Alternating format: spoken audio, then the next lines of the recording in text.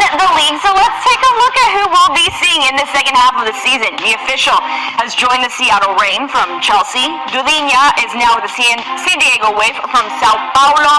Larissa to Houston Dash from Crystal Palace. Svendes Jonsdottir is now with Angel City, joining from Wolfsburg. And then we have Onke Gamero from Barcelona B, joining Bay FC. Alright, well, let's take a look into some of these new faces and dive into, with Darian, what we're going to be seeing from some of these new players. What can we expect from some of these players that will be featuring in NWSL in the second half of this season? I got to start with my fellow Bruin, Mia Fischel, back stateside, healthy after recovering from her ACL injury. The last we really got to see of Mia was with the women's national team. She was balling out in the Gold Cup. Unfortunately, got injured, has been out for a long time. We haven't seen her get back much with Chelsea, but we know that program takes really good care of their players. And then she makes this big transfer. We were all thinking, well, I thought she's a West Coast baby. She was going to go to maybe LA somewhere. She goes to Seattle, which hindsight makes so much sense. This team needs a proper number 9. She also plays in that 10 position.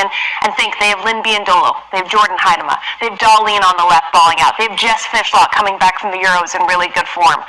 This is going to be such a good team to go against now, because I think they are missing just a wrinkle of somebody that's good at hold-up play, that can offer something different.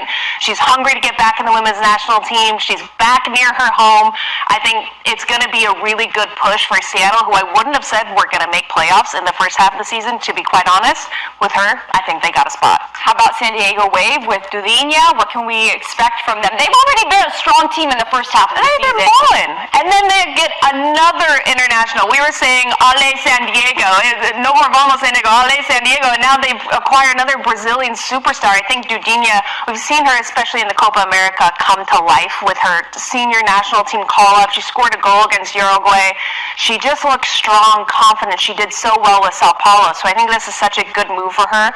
And San Diego, you wouldn't have thought they needed more players, but I think she's somebody that she's young, she's hungry. It's going to add so much more depth going into the second half of the season for this team, and just another layer of a really technical playmaker that is really scary thinking about going against them, and it was before, so I'm excited to see how they bring her into the squad. And another California team here, Angel City, acquiring Jonsdottir from Wolfsburg.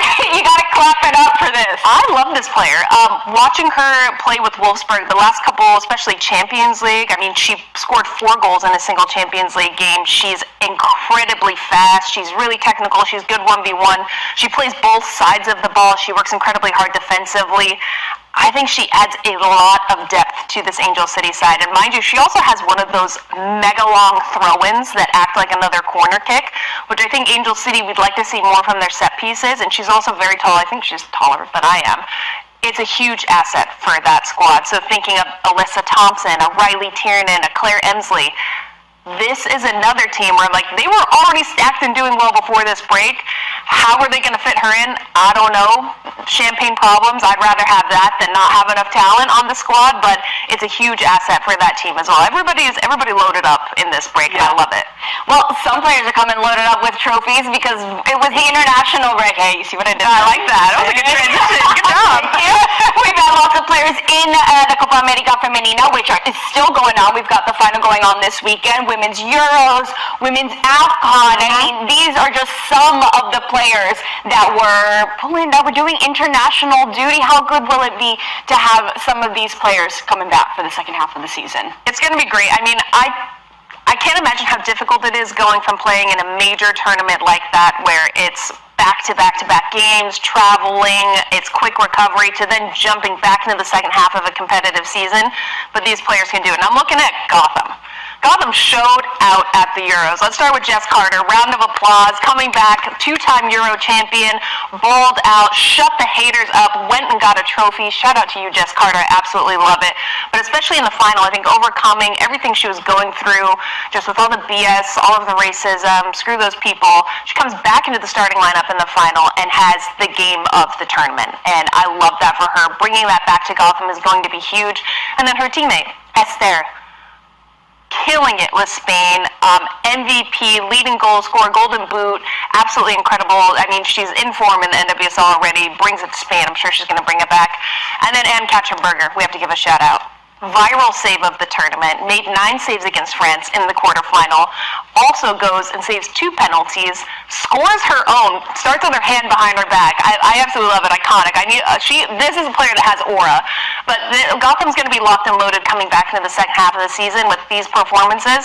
And I also want to give a special shout out to Delphine Cascarino. I think, like I said yesterday's show, France always disappointing me in major tournaments when they have probably one of the most talented squads, but Delphine Cascarino has always been one of those players that stands out to me, and I'm really looking forward to seeing Sofia Cantore from Italy come with the Washington Spirit. They have a huge gap, I think, up top between Trinity Rodman coming back from injury. Ashley Hatch is now out on maternity leave. They have a ton of injuries, and this is a player who we saw ball in the Euros. She got 2 assists, and who didn't fall in love with Italy watching the Euros this last little break. And she's going to bring a lot of heart and I think talent to that front line for the Washington Spirit. Yeah, you definitely couldn't help but root for Italy for everything that they were able to do in the Women's Euros, Cantore especially as well. So that brings us now into, you were talking about how a team like Spirit will fare in the second half of the season. So there's lots of questions going into the remaining schedule for this league. So that leads us into our Geico Get More segment, because one player that you mentioned is Trinity Rodman, and she's been very vocal about the back issues that she's currently facing and how it seems back all the way to her rookie year. So Darian, what can Spirit do to get more out of Trinity in the second half? Let Trinity fly. She's back. She's healthy. Her back is recovered. She's more refined now as a pro. She knows how to take better care of herself. It's so tough when you're a pro, and especially like her career skyrocketed. She's the face of women's soccer. I'll just go ahead and say that. I mean, girl has sponsorships after sponsorships. But to know that she has that in the back of her arsenal now of, oh, now I know how to recover. I know how to properly take care of myself. I've overcome this time where I've had time to reflect even mentally, emotionally, what coming back and playing means. And you learn how to be a true professional from the moments like that when you come back from injury. So I'm so looking forward to seeing her come back and just be more refined in how she plays, knowing, 1v1s, how to tackle properly, knowing how to recover properly. It's going to be massive. She's going to have a long career, and I'm looking forward to seeing her first few touches because we know she's on her vengeance tour. Mm-hmm. She wants to come and score some goals and lead this team, and I'm really looking forward to seeing her back with the Spirit. Oh, we all are. I'm so here for it. I'm ready to see Trinity Rodman back on the field with the Spirit. Now moving forward to another team that's sitting at the top of the standings, KC Current. So they've got 33 points. Right under them is Orlando Pride with 25 points and San Diego Wave with 24 and the Spirit with 23. So there's a good amount of gap between first and second. Yes. Do we think that anyone will be able to get close to catching up the Current moving forward? Absolutely not. I think the Current are running with this season. No, I think last year them not making it to the final has only added, I think, even more of an edge to this team. I don't think they needed it anyways. That gap is going to remain, in my opinion. I don't think any team is going to catch them. I expect Kansas City to be in the NWSL final. This is a team that's so layered, so multifaceted, so much more refined last year, where they're not conceding many goals. They're just going to score on you goal after goal after goal, but also have much more game management. And I absolutely love to see that because it's such a talented, fun group. I mean, it's a group of players where, a retired pro watching this, I'm like, that's a team I would want to play for. Just because when they celebrate, they all celebrate together. Somebody scores a goal, could be the 7th goal, they're all still celebrating like it's the first goal. When a team has that mentality and they're just having fun and enjoying it, and no matter who's starting on the pitch, they're scary to go up against. And I don't think another team in the NWSL, granted, maybe in the world besides a team like Barcelona, has that many layers to their team. Yeah. Are you as confident that anyone will catch up in the Golden Boot race to Esther Gonzalez? You know what? This girl scored, 22 goals last year? I'm not writing it off. We still have the second half of the season. So I think somebody may catch her. I think so. Yeah, we do have a lot of NWSL coming up this weekend and continuing for the rest of the season. Here's a look at the weekend fixtures. Again, it all kicks off tonight with 3 big matches, including Seattle Reign and Angel City, right here on the network at 10:30 p.m. Eastern, and continuing on through the rest of the weekend. All right, we're going to take a quick break here on Morning Footy. We'll be back with much more on the other side.